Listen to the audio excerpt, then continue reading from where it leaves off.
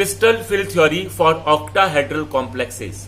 Octahedral complex के case में जब लिगेंड सेंट्रल आयन की तरफ अप्रोच करता है तो सबसे पहले जब लिगेंड सेंट्रल आयन से दूर होता है तो जो क्रिस्टल फील्ड होता है वो स्फेरिकल होता है। स्फेरिकल क्रिस्टल फील्ड में जो 5 d ऑर्बिटल होते हैं इनकी एनर्जी इंक्रीज हो जाती है और वो एक्साइटेड हो जाते हैं। एक्साइटेड स्टेट को हम बैरी सेंटर या जीरो रेफरेंस लेवल कहते हैं। अब जब लिगेंड सेंट्रल आयन के नजदीक आता है तो जो क्रिस्टल फील्ड होता है वो ऑक्टाहेड्रल क्रिस्टल फील्ड हो जाता है। ऑक्टाहेड्रल क्रिस्टल फील्ड में जो 5 d ऑर्बिटल होते हैं इनकी एनर्जी स्प्लिट हो जाती है। इनमें से जो 3 नॉन एक्सियल ऑर्बिटल होते हैं इनकी एनर्जी डिक्रीज हो जाती है और जो एक्सियल ऑर्बिटल होते हैं इनकी एनर्जी इंक्रीज हो जाती है। बैरी सेंटर के रेस्पेक्ट में जो नॉन एक्सियल की जो एनर्जी है वो 0.4 डेल्टा ओ डिक्रीज होती है, जबकि एक्सियल ऑर्बिटल की एनर्जी 0.6 डेल्टा ओ इंक्रीज हो जाती है। ये जो डेल्टा ओ है ये क्रिस्टल फील्ड स्प्लिटिंग एनर्जी कहलाती है। ये डेल्टा ओ की वैल्यू एक तो सेंट्रल आयन के चार्ज पे और लिगेंड की स्ट्रेंथ पे डिपेंड करती है। लिगेंड 2 टाइप के होते हैं, स्ट्रॉन्ग लिगेंड और वीक लिगेंड। तो पहला केस हम कंसिडर करते हैं वीक लिगेंड। अगर कॉम्प्लेक्स में वीक लिगेंड होता है तो इस केस में जो डेल्टा ओ स्मॉल होता है और पेयरिंग एनर्जी ज्यादा होती है। पेयरिंग एनर्जी जो होती है वो एनर्जी रिक्वायर्ड होती है जब इलेक्ट्रॉन को ऑर्बिटल में पेयर करवाते हैं, तो पेयरिंग में जो एनर्जी रिक्वायर्ड होती है उसे पेयरिंग एनर्जी कहते हैं। तो अगर वीक लिगेंड के केस में जो डेल्टा ओ होता है वो लेस देन पी होता है। इस केस में अगर इलेक्ट्रॉनिक कॉन्फ़िगरेशन फिल करें तो जैसे हम एग्जांपल लेते हैं D4। अगर सेंट्रल आयन का इलेक्ट्रॉनिक कॉन्फ़िगरेशन D4 है तो D4 को फिल करने के लिए हुंस रूल का एप्लीकेशन लेते हैं। तो सबसे पहले इलेक्ट्रॉन को हम dxy, dxz और dyz में फिल होंगे और चूंकि डेल्टा ओ लेस है इसलिए पहले इलेक्ट्रॉन यहां फिल होगा, पेयरिंग नहीं होगा। तो पेयरिंग से पहले इलेक्ट्रॉन इजी में भरा जाएगा। इस प्रकार इसका जो इलेक्ट्रॉनिक कॉन्फ़िगरेशन होगा वो होगा हमारे पास में T2G3 Eg1। इसमें हमारे पास 4 अनपेड इलेक्ट्रॉन है और स्पिन 2 है, इसलिए इस कॉन्फ़िगरेशन को हम हाई स्पिन कॉम्प्लेक्स कहते हैं। इस प्रकार इस पहले केस में हमारे पास में जो D4 है उसका कॉन्फ़िगरेशन है T2G3 Eg1। इस कॉन्फ़िगरेशन की CFSE crystal field stabilising energy अगर कैलकुलेट करें तो इस प्रकार होगी। इनमें 3 जो इलेक्ट्रॉन है वो T2G में है और इनकी एनर्जी -0.4 डेल्टा ओ है।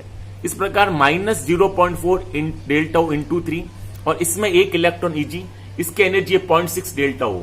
इस प्रकार 0.6 डेल्टा ओ इंटू 1, तो सॉल्व करेंगे तो -0.6 डेल्टा ओ CFSE आएगी फॉर D4 कॉन्फ़िगरेशन। अब हम एक केस सेकंड लेते हैं जिसमें अगर जो लिगेंड है वो स्ट्रॉन्ग लिगेंड होता है। स्ट्रॉन्ग लिगेंड के केस में जो डेल्टा होता है वो हाई वैल्यू होता है। इस केस में delta O is greater than pairing, यानी जो स्प्लिटिंग एनर्जी होती है वो बहुत हाई होती है। इसलिए जब इलेक्ट्रॉनिक कॉन्फ़िगरेशन हम फिल करेंगे तो D4 कॉन्फ़िगरेशन के लिए अगर हम इलेक्ट्रॉन भरेंगे तो पहले इलेक्ट्रॉन यहां भरे जाएंगे। ये गैप बहुत ज्यादा है इसलिए इलेक्ट्रॉन यहां नहीं फिल होंगे। इस प्रकार इसका जो कॉन्फ़िगरेशन होगा वो होगा T2G4 Eg0। तो इस केस में जब स्ट्रॉन्ग लिगेंड होता है तो D4 का कॉन्फ़िगरेशन होगा T2G4 Eg0। इसको लो स्पिन कहते हैं क्योंकि यहां पर इलेक्ट्रॉन का पेयरिंग हो गया। इस प्रकार इसमें 2 अनपेड इलेक्ट्रॉन है। इस केस में जो CFSE है वो इस प्रकार कैलकुलेट करेंगे। इसमें 4 इलेक्ट्रॉन है जो T2G में है, तो -0.4 इंटू 4 और Eg में कोई भी इलेक्ट्रॉन नहीं है। इस प्रकार ये 0 है और यहां पर एक पेयरिंग हो चुकी है। इसकी पेयरिंग एनर्जी P लिखेंगे हम, तो इस प्रकार जिसका आंसर होगा -1.6 प्लस P।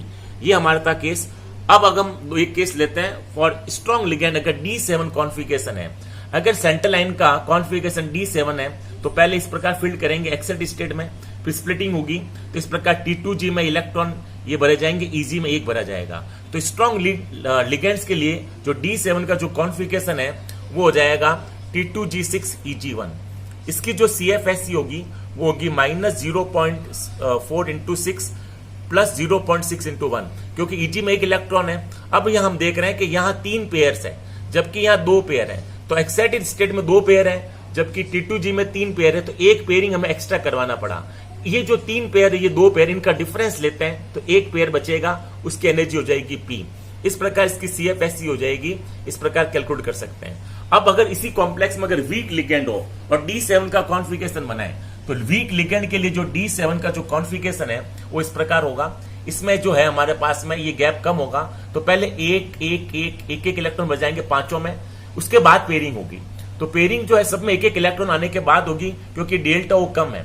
इस केस में जो कॉन्फ़िगरेशन होगा वो T2G5 और Eg2 होगा। इसकी अगर CFSE निकालें हमारे पास तो इसमें कितने 5 इलेक्ट्रॉन है, 5 इंटू माइनस 0.4, इसमें 2 इलेक्ट्रॉन है तो 0.6 इंटू 2। इसमें हम देख रहे हैं यहाँ 2 पेयर है, यहाँ भी 2 पेयर है। इस प्रकार ये 2 पेयर और ये 2 पेयर, तो नेट कोई पेयरिंग नहीं बचेगा, इसलिए इसमें पेयरिंग एनर्जी नहीं आएगी। इस प्रकार हमने D7 का इलेक्ट्रॉनिक कॉन्फ़िगरेशन को फिल्ड किया है। अब अगर टेट्राहेड्रल कॉम्प्लेक्स कंसीडर करें तो टेट्राहेड्रल कॉम्प्लेक्स के लिए हमने देखा जब लिगेंड दूर होता है तो जो 5 d ऑर्बिटल होते हैं इनकी एनर्जी इंक्रीज हो जाती है और एक्साइटेड स्टेट में आ जाते हैं। ये average energy of d orbital and spherical crystal field. जब लिगेंड पास आता है तो इसमें टेट्राहेड्रल क्रिस्टल फील्ड होता है और टेट्राहेड्रल क्रिस्टल फील्ड में जो है ये जो 5 d ऑर्बिटल इनकी एनर्जी स्प्लिट हो जाएगी। इसमें से जो Eg, अब की बार Eg नीचे आ जाएगा और T2G ऊपर चला जाएगा, तो ये जो Eg ऑर्बिटल है इनकी एनर्जी डिक्रीज हो जाती है और ये जो T2G ऑर्बिटल है नॉन एक्सियल, इस केस में नॉन एक्सियल की एनर्जी इंक्रीज हो जाती है और एक्सियल की एनर्जी डिक्रीज हो जाती है। और ये जो गैप है ये 3/5 डेल्टा T और ये हो जाता है 2/5 डेल्टा T। यहाँ डेल्टा T है crystal field splitting energy in tetrahedral complex.